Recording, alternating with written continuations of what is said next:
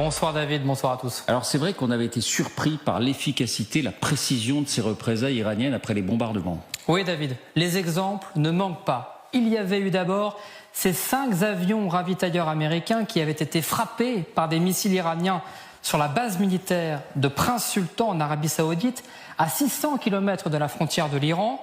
On pensait alors à un coup de chance.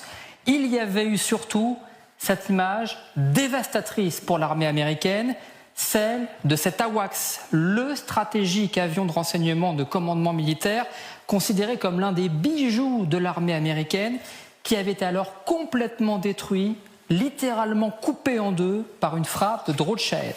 Cette fois, pas de doute, les Iraniens savaient qu'il était là, ils ont été renseignés sur la position de l'appareil. Tous les regards se sont alors tournés vers la Russie, allié de longue date du régime, qui délivre des renseignements depuis plusieurs années à Téhéran, notamment des systèmes de guidage. Eh bien aujourd'hui, le Financial Times révèle une autre piste.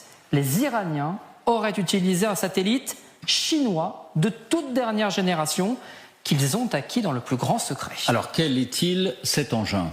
Eh bien le voici, il s'appelle le T-01B. Il a été mis en orbite il y a près de 2 ans par Pékin. C'est l'un des satellites les plus précis du monde, capable de photographier n'importe quel objet de 50 cm sur le sol avec une netteté parfaite.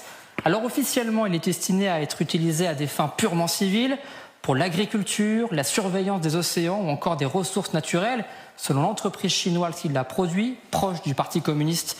Mais de fait, il est également capable de surveiller toutes les bases militaires occidentales de la région et de capturer les moindres mouvements d'infanterie ou de matériel.